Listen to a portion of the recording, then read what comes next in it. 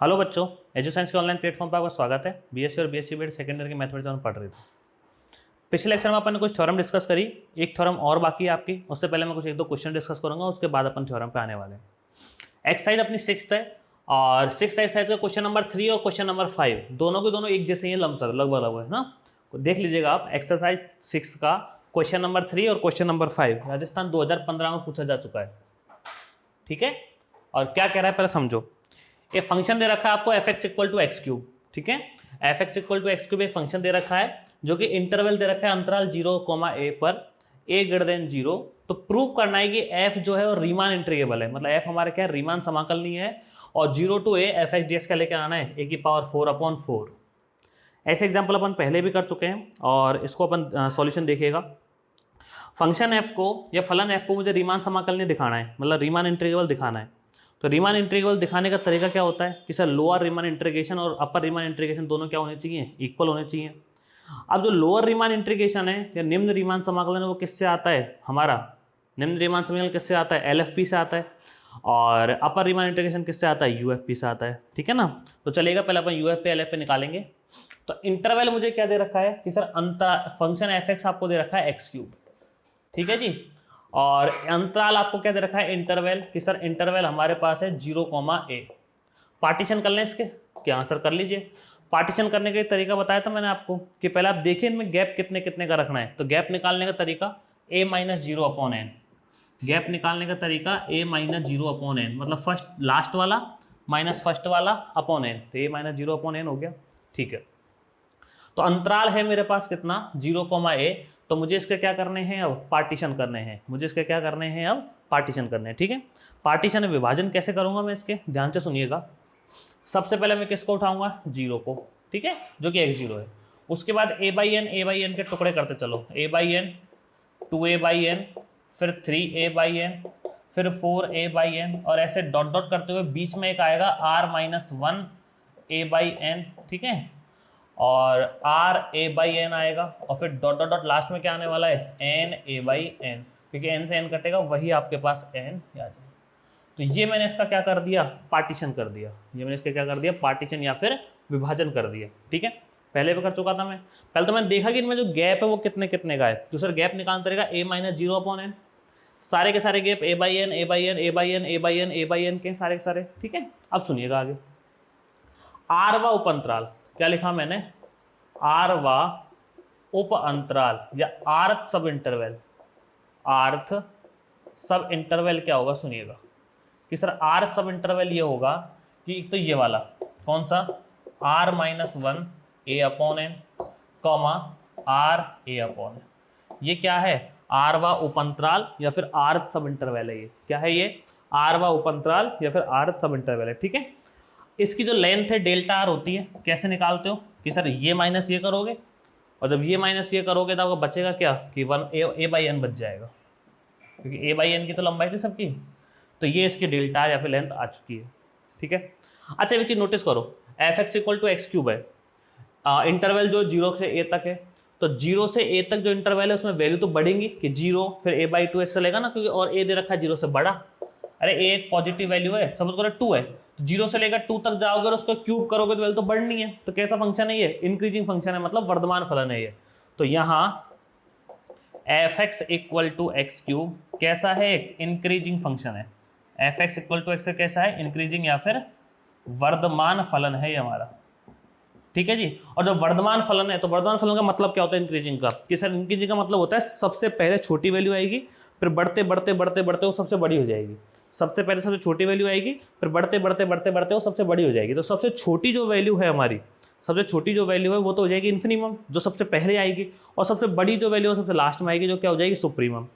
तो इस इंटरवल के जो ये वाला पॉइंट है, ये इस वाले पॉइंट पर सबसे छोटी वैल्यू मिलेगी, जिसको बोलोगे स्मॉल mr, जो कि कैसे निकलेगी, फंक्शन ऑफ f r-1a/n। ठीक है, यहाँ तक भाई स्मॉल mr जो है ना वो फंक्शन ऑफ r-1a/n होगा, और जो कैपिटल mr होगा हमारा वो क्या होगा, function of r/a/n। Capital mr क्या होगा, फंक्शन ऑफ r/a/n होने वाला है। ठीक है, अब f(x) कितना है, x³ भाई इस वाले पर तो सबसे छोटी वैल्यू मिलेगी, इन्फिनिमम जो होता है निम्नक है ये, और इस पर क्या मिलेगी, उच्चक मतलब सभी हाईएस्ट वैल्यू। क्यों? क्योंकि ये इंक्रीजिंग फंक्शन है, वर्धमान फलन है। वर्धमान फलन का मतलब क्या होता है, वैल्यूज नीचे से लेकर ऊपर तक बढ़ती जाती है। ठीक है, सबसे पहले से छोटी वैल्यू आएगी ये रही, और इस पर वैल्यू बढ़ेगी, इन पॉइंट्स पर बढ़ेगी, इन पॉइंट्स पर फंक्शन की वैल्यू चेक करनी होती है। ये एफ एक्स का काम क्या है, एक्स क्यूब करना, तो इसका क्यूब कर दो, तो r माइनस वन ए अपॉन एन पूरे का क्यूब हो जाएगा। ठीक है जी, और यहाँ किसका क्यूब हो जाएगा, आर ए अपॉन एन का क्यूब हो जाएगा। यहाँ तक कोई दिक्कत कि सर, यहाँ तक कोई दिक्कत नहीं है, लिख दिया मैंने। चलो अब ये आ चुके हैं, अब हम क्या निकालेंगे, यूएफपी और एलएफपी। अब हम क्या निकालेंगे, यूएफपी और एलएफपी। सुनिएगा, यूएफपी का फॉर्मूला पता है आपको कि सर, हाँ यूएफपी का फॉर्मूला मुझे पता है कि समेशन आर की वैल्यू 1 से लेकर n capital M r delta r, यही तो होता है कि हाँ सर यही होता है। तो यूएफपी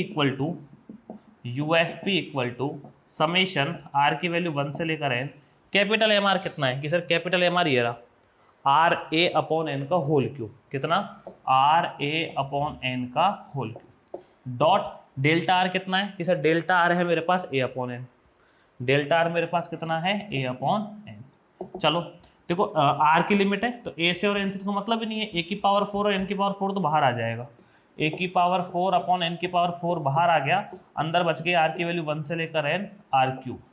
सही है, अब आर की वैल्यू 1 2 3 4 रखो तो क्या आएगा कि सर, ए की पावर 4 अपॉन एन की पावर 4 कितना लिखूँ सर, 1 की जगह 1 रखोगे तो 1 क्यूब प्लस का 2 क्यूब प्लस का 3 cube plus dot dot dot कितना आने वाला है, एन क्यूब। प्रथम एन प्राकृत संख्याओं का योग पढ़ रखा है आपने, छोटी छोटी क्लास में पढ़ते हुए आ रहे हो। कितना होता है ये कि सर, ये होता है a n into n plus 1 upon 2 का होल स्क्वायर। पढ़ा था नहीं पढ़ा था, कि हाँ सर पढ़ा था मैंने, यही होता है n into n plus 1 upon 2 का होल स्क्वायर, यही हमारा होता है। ठीक है, चलते चलो, एन स्क्वायर से एन कट जाएगा तो मेरे पास यू एफ पी कितना आ गया कि सर, यू एफ पी मेरे पास आ चुका है ए की पावर 4 एन प्लस 1 का होल स्क्वायर अपॉन एन, 4 से एन स्क्वायर कटेगा तो एन स्क्वायर बचेगा, और यहाँ कितना आएगा, 4 है। इक्वेशन नंबर मैंने क्या दे दिया इसको, फर्स्ट। ठीक है सब, अब जैसे मैंने यू एफ पी निकाला है ना, ऐसे मैं क्या निकालूंगा, एल एफ पी। तो आप ऐसे नोट कीजिए, फिर अपन आगे बढ़ते हैं।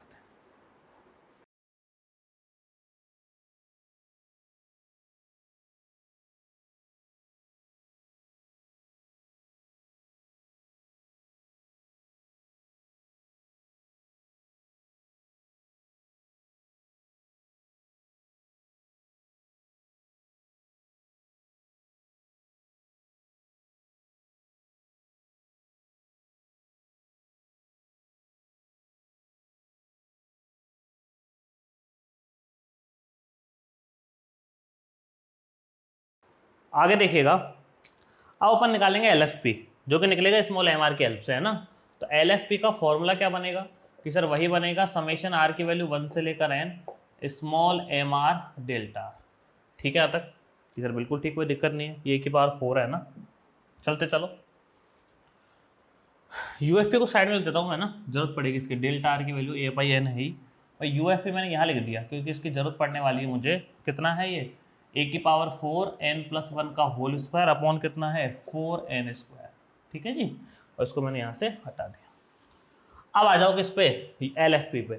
चलिए, समेशन आर की वैल्यू 1 से लेकर एन स्मॉल एम आर, तो वो ये रहा पूरा का पूरा, r minus 1 a upon n की power whole cube, r minus 1 a upon n की पावर कितनी, होल क्यूब, डेल्टा आर का मतलब कितना था, ए बाई एन था। ठीक है, तो कितना लिख दिया आपने, ए बाई एन। बाहर कॉमन क्या आ जाएगा कि सर, ए की पावर 4 और एन की पावर 4, तो ए की पावर 4 अपॉन एन की पावर 4 तो कॉमन आ गया, समेशन आर की वैल्यू 1 से लेकर एन आर माइनस 1 का होल क्यूब हो गया। जैसे ही आप वैल्यू रखोगे किसकी, आर की जगह 1 रखोगे, 0 आएगा सबसे पहले, तो 0 का क्यूब 0 हो जाएगा। ठीक है, उसके बाद आप क्या रखोगे, 1 2 रखोगे तो 1 क्यूब आ जाएगा, प्लस का 2 क्यूब प्लस 3 क्यूब, और ये वैल्यू कहाँ तक जाने वाली है, लास्ट में n रखोगे तो n माइनस 1 का होल क्यूब तक। ठीक है, तो जैसे अपन अभी थोड़ी देर पहले किया था ना ये, कि 1 से लेकर n तक n into n plus 1 upon 2 का होल स्क्वायर, है ना। तो इसके ऐसे यहाँ पर होगा, a की पावर 4 अपॉन एन की पावर 4 डॉट n माइनस 1 और प्लस 1। ठीक है, तो n आएगा, n माइनस 1 डॉट n और अपॉन 2 का कितना हो जाएगा, होल स्क्वायर, भाई n इंटू एन प्लस 1, तो n माइनस 1 इंटू इसमें प्लस 1 करोगे तो हो जाएगा, n स्क्वायर से n4 कटेगा तो आपको बचने वाला है a की पावर 4 n माइनस 1 का होल स्क्वायर अपॉन 2 का स्क्वायर 4 4n²। ठीक है, तो किसकी वैल्यू आ चुकी है, ये LFP की वैल्यू आ चुकी है। किसकी वैल्यू आ चुकी है, ये LFP की वैल्यू आ चुकी है।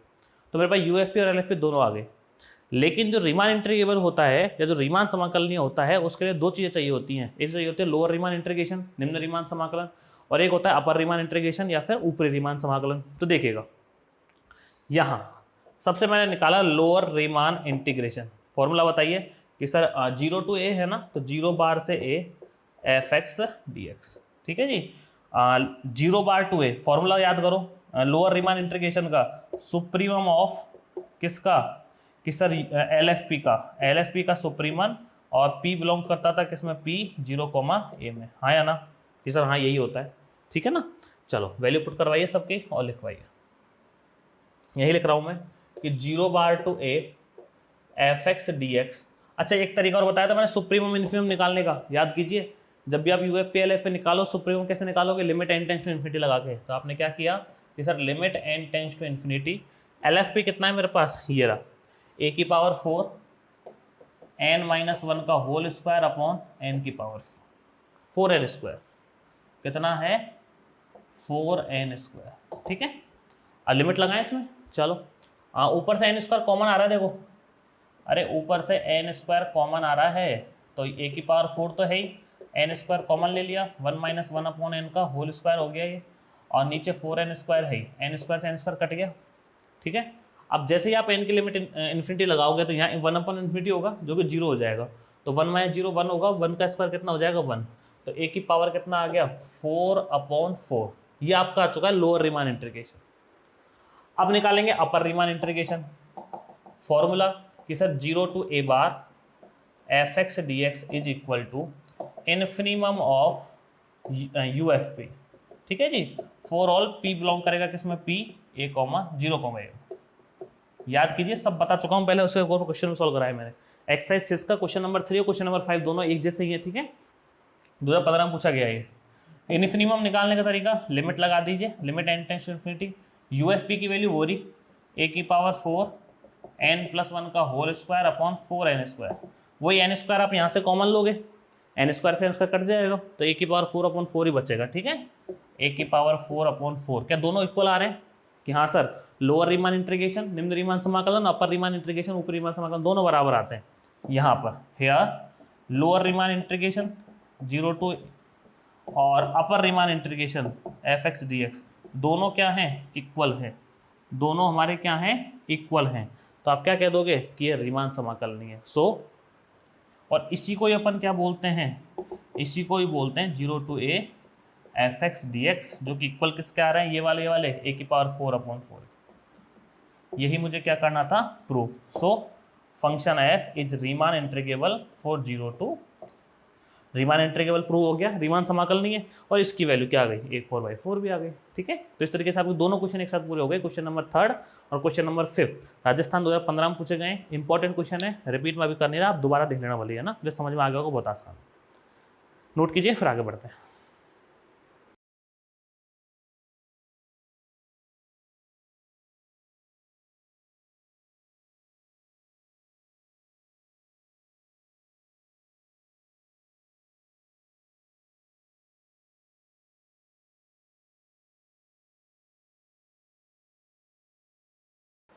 आगे देखिएगा, नेक्स्ट हमारा टॉपिक है पूर्वक, या जिसको अपन बोलते हैं प्रिमिटिव। ठीक है, लास्ट टॉपिक समझ लीजिए आप कि फलन phi, function phi close interval a b पर, एक समझ आता है ए बी पर परिभाषित कोई फलन f है, उसका पूर्वक कहलाता है। मतलब फाई को f का पूर्वक कहते हैं, फाई को f का क्या कहते हैं, पूर्वक।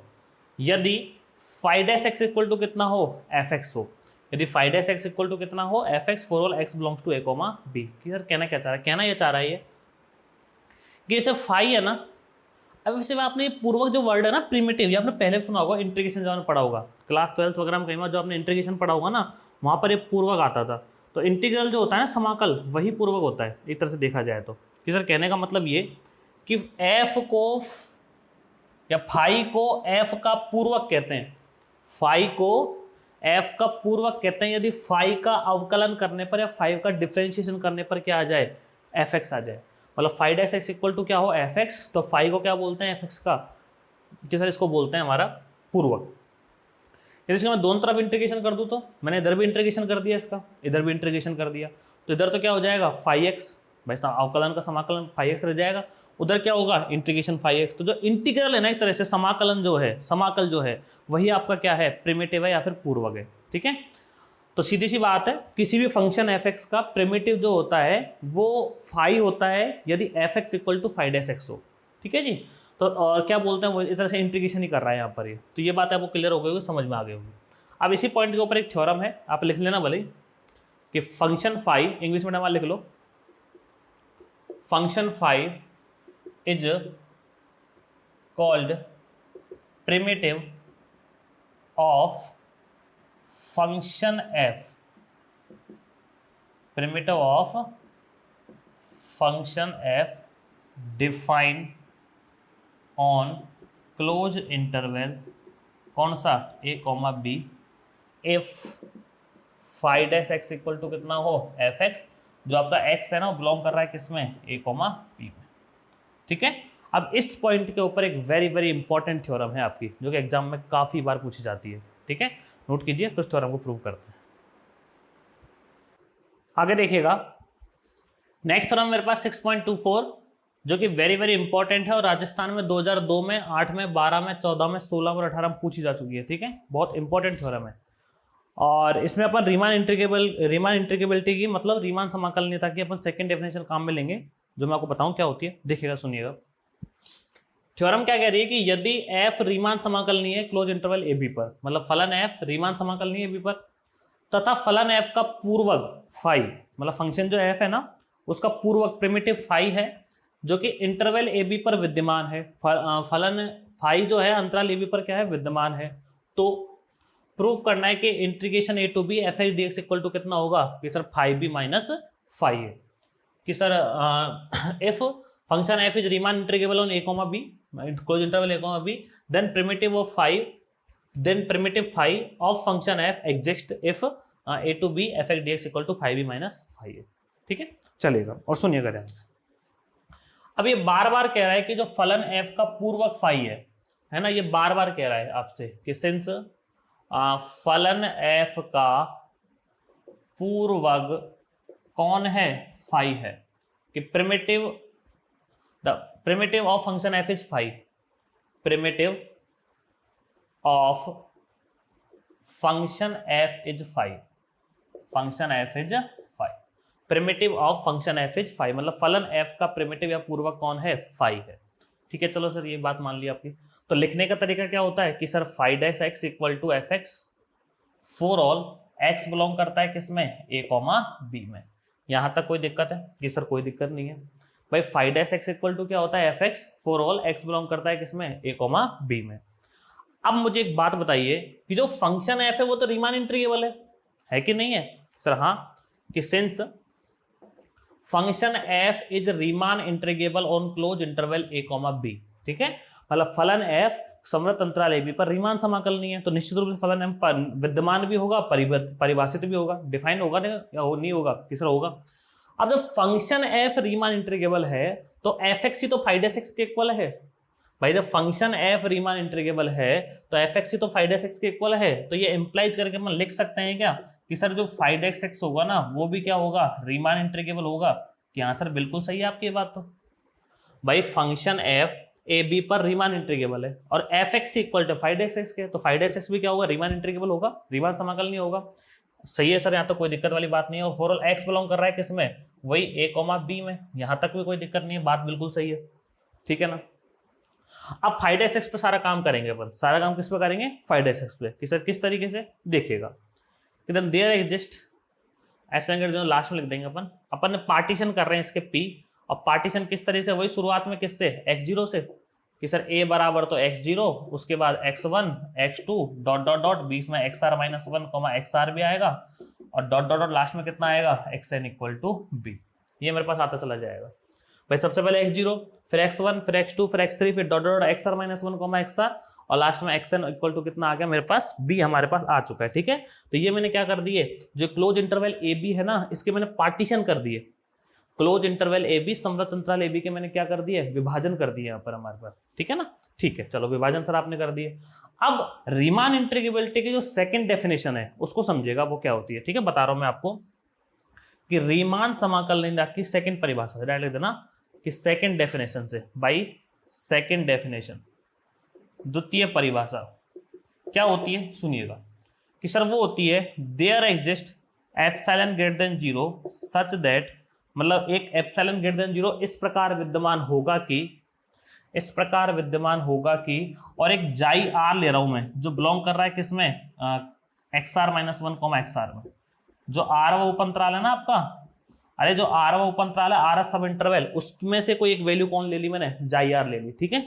तो इसके लिए क्या होता है, मॉड फाई डैश जाई आर, क्योंकि फाई डैश एक्स फंक्शन जो है रीमान इंटीग्रेबल है, फाई डैश एक्स जो फलन है ना वो रीमान इंटीग्रेबल है, ठीक है। XR - 1 minus integration a to b, क्योंकि a से लेकर b तक है पूरा का पूरा, फाई एक्स dx जो है वो लेस देन होता है क्या, एप्सिलॉन। ये इक्वेशन नंबर मैंने क्या दे दिया इसको, फर्स्ट दे दिया। ये है आपकी रीमान इंटीग्रेबिलिटी की सेकंड डेफिनेशन जो आपको याद ही रखनी पड़ेगी, ठीक है, जो कि क्या है, फाई डैश जाई आर XR - XR - 1, ये तो इंटरवल की लेंथ हो गई, मतलब अंतराल की लंबाई हो गई, माइनस का a to b phi x dx, ठीक है। और यहाँ क्या है, फाई डैश जाई आर, जाई आर क्या है, XR - 1 XR में से कोई एक वैल्यू है जाई आर में। यहाँ तक कोई दिक्कत कि सर कोई दिक्कत नहीं, चलो ठीक है। अब मैं आगे बढ़ता हूं और ध्यान से सुनिएगा। तो यहां हम लिखेंगे, देखिएगा, देखो बात चल रही सारी सारी किसकी, फाई डैश एक्स की, किसकी बात चल रही सबके सब, यहाँ भी फाई डैश और यहाँ फाई डैश आएगा, ठीक है ना, फाई डैश लगा लेना। बात चल रही है सब कुछ किसकी, फाई डैश एक्स की बात चल रही है ना। तो फाई डैश एक्स जो है वो एफ एक्स के इक्वल है, और एफ एक्स इस जो क्लोज इंटरवल में पूर्वक जो है इसमें क्या विद्यमान है, मतलब एफ एक्स तो रीमान इंटीग्रेबल है, रीमान इंटीग्रेबल मतलब रीमान समाकलनीय है, रीमान समाकलनीय मतलब परिभाषित भी होगा और विद्यमान भी होगा। मेरी बात समझ में आ रही है कि जो एफ है ना वो रीमान समाकलनीय भी होगा और परिभाषित भी होगा और विद्यमान भी होगा, एफ तो एफ होगा तो फाई डैश एक्स भी हो जाएगा। अभी एक्चुअल में फाई डैश एक्स है क्या, कि सर जो फाई डैश एक्स हमारा है ना वो है फाई एक्स का derivative, derivative of phi x. भाई जो फाई डैश एक्स है वो डेरिवेटिव ऑफ फाई एक्स है, मतलब फाई एक्स का अवकलज। क्या है ये, फाई एक्स का अवकलज। कौन है फाई एक्स का अवकलज, कि सर फाई एक्स का अवकलज है फाई डैश एक्स। विद्यमान है कि नहीं है, मतलब एग्जिस्ट करता है नहीं करता, परिभाषित है या नहीं, सर है। क्यों, क्योंकि ये एफ एक्स के इक्वल है। एफ एक्स हमारा क्या है, रीमान इंटीग्रेबल है। एफ उसने क्या दे रखा है, रीमान इंटीग्रेबल आपको दे रखा है, रीमान समाकलनीय दे रखा है एफ। जब एफ खुद रीमान समाकलनीय और वो इक्वल है फाई डैश के, तो फाई डैश भी विद्यमान है, ठीक है। इसका मतलब क्या हुआ कि फाई एक्स का अवकलज या फाई डैश एक्स जो है ना डेरिवेटिव वो विद्यमान है, वो एग्जिस्ट करता है, ठीक है। किस पर, क्लोज इंटरवल ए बी पर। या फिर अपन दूसरी लैंग्वेज में से बोल सकते हैं कि यहाँ जो फाई एक्स है ना, फाई या फाई एक्स बोल दे, ओनली फाई बोल दो, यहाँ phi close interval a b पर अवकलनीय है, यहाँ phi close interval a b पर अवकलनीय, बोले तो डिफरेंशिएबल है, बोले तो क्या है, डिफरेंशिएबल है। अब देखो सुनो, कोई भी फंक्शन यदि डिफरेंशिएबल होता है अवकलनीय तो उसके लिए एक लाग्रांज मध्यमान प्रमेय होती है, ठीक है, लाग्रांज मीन वैल्यू थ्योरम। वो क्या होती है देख लीजिएगा। मैं किसी नॉर्मल एक फंक्शन f के लिए बता रहा हूँ, फिर उसको अपन अप्लाई करेंगे किस पर, फाई पर अप्लाई करेंगे। पहले मैं f के लिए बता रहा हूँ, फिर उसको अप्लाई करेंगे अपन किस पर, फाई पर। सुनिएगा, वो ये कहती है आपसे, मैं लिख रहा हूँ लाग्रांज मीन वैल्यू थ्योरम, या लाग्रांज थ्योरम लिख दो आप direct, Lagrange mean theorem, Lagrange मध्यमान प्रमेय, लाग्रांज मध्यमान, जो आपने बचपन में पढ़ी भी होगी सर 12th वगैरह में, है ना, नहीं पढ़ी तो देख पढ़ी आपने पहले, आ चुकी है काफी बार ये। इसकी तीन कंडीशंस होती हैं। पहली, मैं पहले फंक्शन एफ के लिए बता रहा हूँ, फिर अपन फाई पर आएंगे कि फंक्शन एफ कंटिन्यूस होना चाहिए। क्या होना चाहिए, फंक्शन एफ संतत, किस पर, क्लोज इंटरवल ए कॉमा बी पर। सेकेंड होती है कि जो फंक्शन एफ है वो डिफरेंशिएबल होना चाहिए, मतलब अवकलनीय होना चाहिए।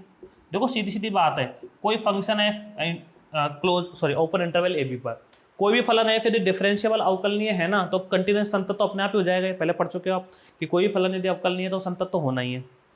तो थर्ड पॉइंट निकल के आता है इसमें क्या, कि there exist c belongs to a comma b such that, तो वहां एक सी पॉइंट ए से लेकर बी तक कोई विद्यमान होगा इस तरीके से कि f dash c equal to f b minus का f a upon b minus a. मेरी बात समझ में आई कि एक सी पॉइंट ए बी में इस प्रकार विद्यमान होगा कि f dash c equal to f b minus f a upon b minus a. याद कीजिए, थोड़ा बहुत पहले कहीं ना कहीं पढ़ चुके हो, ये 12th में भी आती थी ये, है ना, पहले बचपन में, और यहाँ आपने पढ़ी भी होगी पहले, ठीक है। तो ये लाग्रांज मध्यमान प्रमेय है, लाग्रांज मीन थ्योरम। इसको अप्लाई करेंगे अपन किस पर, अब फाई पर, क्योंकि फाई भी तो अवकलनीय है भाई। Phi close interval a b पर डिफरेंशिएबल, तो ऊपर इंटरवल ए बी डिफरेंशियल, तो ऑब्वियस बात होना ही है पूरा का पूरा। तो फाई डिफरेंशिएबल अवकलनीय, तो संतत तो होना ही है। तो वहीं कोई ना कोई पॉइंट सी, या जिसको अपन और कुछ बोलेंगे जाई आर जाई डैश आर बोलेंगे, तो उसके अकॉर्डिंग अप्लाई कर सकते हैं, नहीं कर सकते कि सर कर सकते हो। तो एक बार सब पूरे को नोट कीजिए, फिर अपन आगे बढ़ते हैं।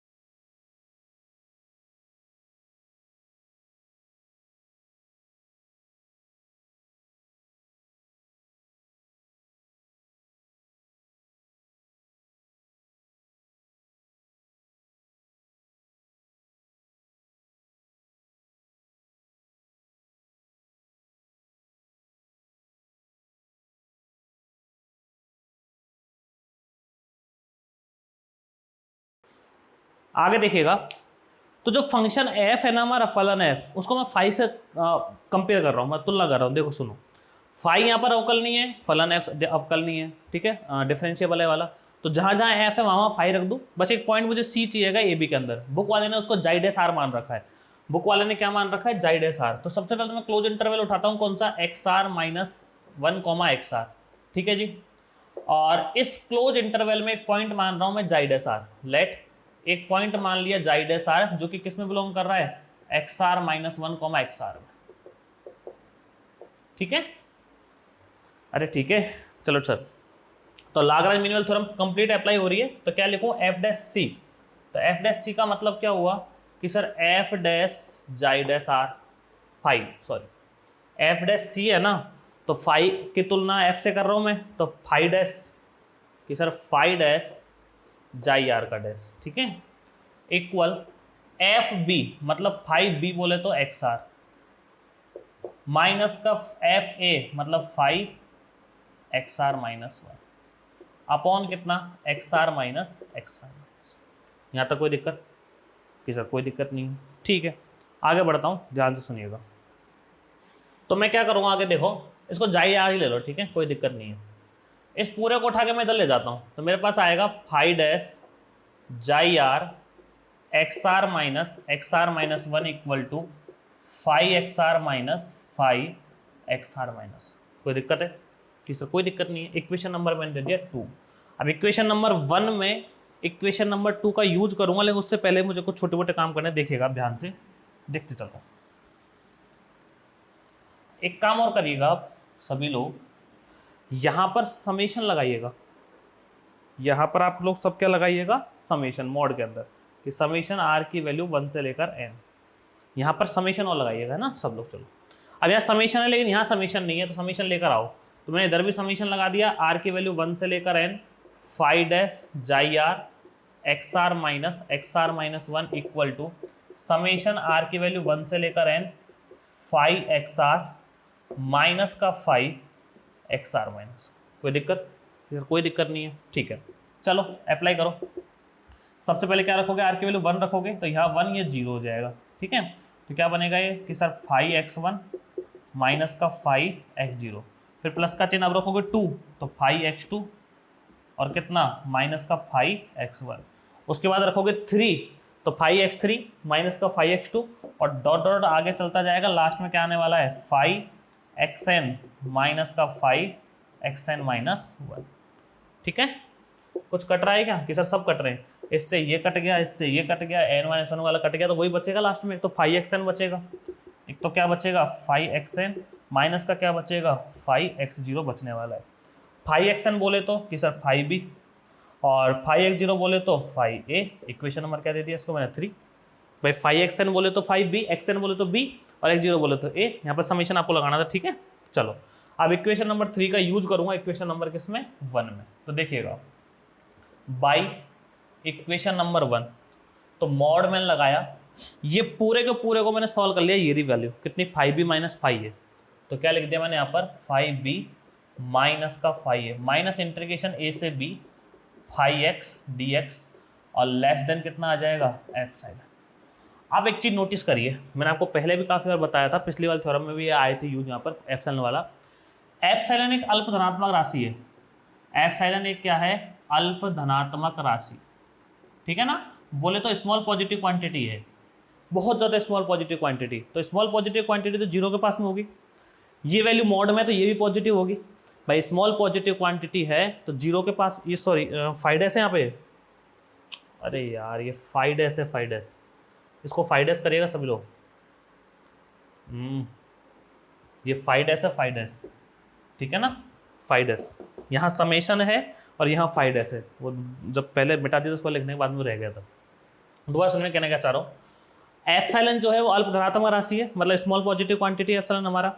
तो एप्सिलॉन जब स्मॉल पॉजिटिव क्वांटिटी है, अल्प धनात्मक राशि, तो उससे ये छोटा है, और ये भी वैल्यू किसमें मॉड में, तो मॉड की वैल्यू डेफिनेटली पॉजिटिव होगी, जीरो के पास होगी, वो छोटा है, तो ये पहले ही खुद बहुत छोटा है, उससे भी ये छोटी वैल्यू है, तो लगभग किसके बराबर होगी, ये जीरो के इक्वल होगी, ठीक है। तो इंप्लाइज करके मैं क्या लिख दूंगा 5b माइनस का 5a माइनस का a से b 5x dx इक्वल कितना 0। इसको उठा के आप उधर ले जाइए, तो कितना आ रहा है कि सर इंटीग्रेशन a से b 5x dx equal 5b minus 5b minus का 5 है। ये पूरी की पूरी वैल्यू 5x किसके इक्वल था, fx के, क्योंकि प्रिमिटिव है पूर्वक है, तो इसके जगह क्या लिख दो आप fx, a से b fx dx is equal to 5b minus का 5, और ये हो गया आपका ये हेंस प्रूव्ड, ठीक है जी, ये हो चुका है आपका हेंस प्रूव्ड। क्लियर, ठीक है, चलिए नोट करिए।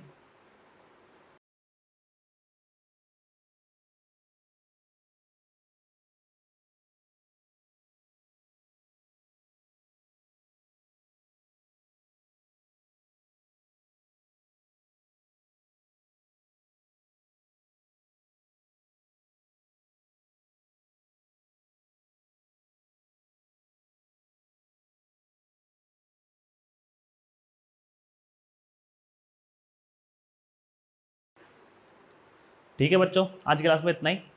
यहाँ आपका चैप्टर 6 कंप्लीट हो जाता है, यूनिटी पे आपकी पूरी हो गई है, ठीक है। और आप हर तरीके से सेफ है, जितना है उतना पढ़ सकते हैं आप। और अब मैक्सिमम जो कंटेंट है वो 10 से 11 लेक्चर का और रह गया है, ठीक है। कोशिश करेंगे मैं इसको मार्च में ख़त्म कर दें पूरे को। पढ़ते रहिए, नोट डाउन करते रहिए, कोई दिक्कत है तो पूछते रहिए, और बाकी आगे बढ़ते रहिए। मिलते हैं आपसे नेक्स्ट क्लास में। Thank you very much. Next start करेंगे अपन चैप्टर 7, ठीक है।